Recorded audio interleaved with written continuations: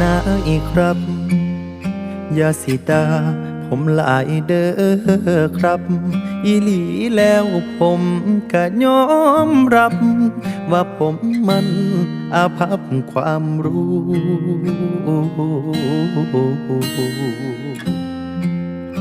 ปริญญากะบ่มีน้ำพันอาศัยกูเกิลกับ YouTube เป็นครูออกจากบ้านมาลุยมาสู่กลับมาแบบบักแมบโซตายอาจเฮ็ดหยังไปบ่ถึกใจหลายอย่างประสาลูกจ้างกระจอกครับนายความบ่เก่งกระทบงานผมเข้าใจ